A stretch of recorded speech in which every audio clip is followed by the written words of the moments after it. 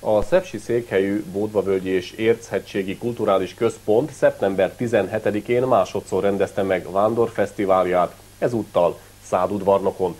A jó idő és a minőségi program meg is hozta a várt eredményt. A főműsor az abaúji lakodalom volt, amiben a régióból több százan szerepeltek.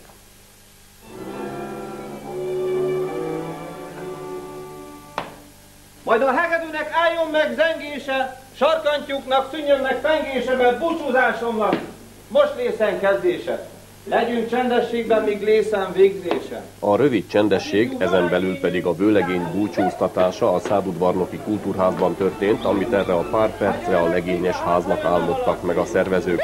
A rengeteg násznép, illetve a lesők, ahogy itt hívják a lakodalomban meg nem hívott kíváncsiskodókat, megtöltötték a kisfalu legnagyobb termét. És mint ahogy az lenni szokott, innen vonult a jó nép a mennyasszonyos házhoz.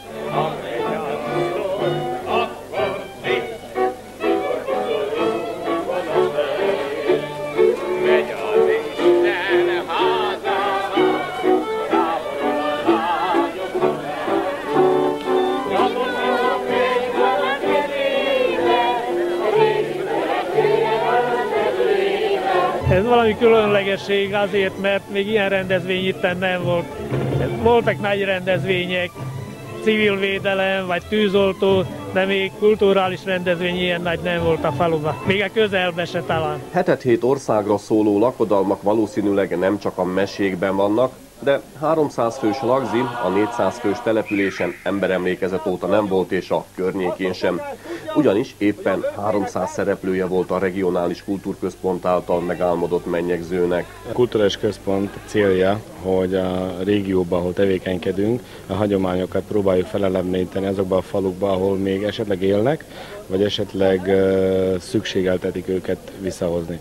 És a lakodalom a mai társadalomban egy kicsit már elfelejtett, szóval mindenki csak megházasodik, van egy buli után a szép vőféversek, népzenék, csárdások, ez úgy kimarad az egészből, és pont a lényeget kihagyják a mai fiatalok. És pont ezért szerettük volna ezt bemutatni Udvarnokiba, mivel egy igazi esküvő volt, és akkor egy példát mutatni azoknak a fiataloknak, akik esetleg össze szeretnének házasodni, hogy lehet régi hagyományokat is feleleveníteni. Egy rövid időre az igazi lagzis nép is részesévé vált az abaúji lakodalomnak, de ettől még csak nagyobb lett a látványosság, és persze a kavarodás, de térjünk vissza a lányos házhoz, mert az érdekes dolgok igazából ott történtek. Örömet és vígságot adjon a jó Isten! Nagy kéréssel jöttünk és jelentünk meg itten, mert vőlegény urunk szívszakadva várja, hogy mellette legyen a kiválasztott párja. Kérjük a mennyasszony jó apját, jó anyját, eressz el vélünk édes szép leányát. Persze, hogy eresztette, és mint ahogy az lenni szokott, hoztak a mennyasszony helyett ilyet is, olyat is.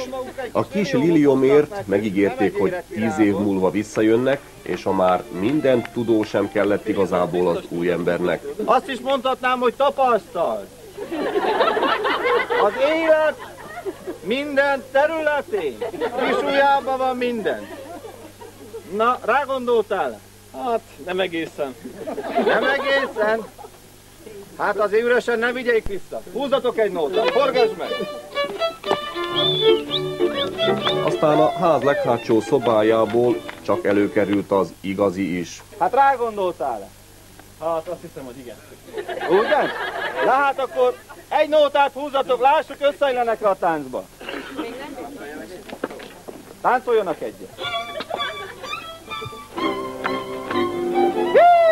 Hopp, hopp, hopp!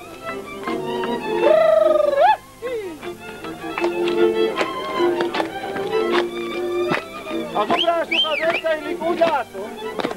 Hey! Elsőben is, atyám, szom hozzád fordítom. Búcsúzó beszédem, zokogva indítom. Szívemet a szíveddel együvé szorítom, míg valamennyire kedvünket újítom. Persze, a vőfély végig búcsúztatta mindenkitől a gyönyörű mennyasszonyt, amit most időszűke miatt nem hallgatunk végig, de az összeállításunk végén azt elárulhatom, hogy az ifjú pára nagybetűs életben is férj és feleség, és a nagyidai Ilosvai Együttes oszlopos tagjai, mint a násznép színejava. A lakodalom mellett, ami aztán a színpadon folytatódott, illetve hajnalig a kultúrházban, sok kísérő rendezvény volt még a faluban, bebizonyítva, hogy a Vándorfesztivál ötlete jó, és bármilyen kis településen nagy dolgokat is meg lehet valósítani.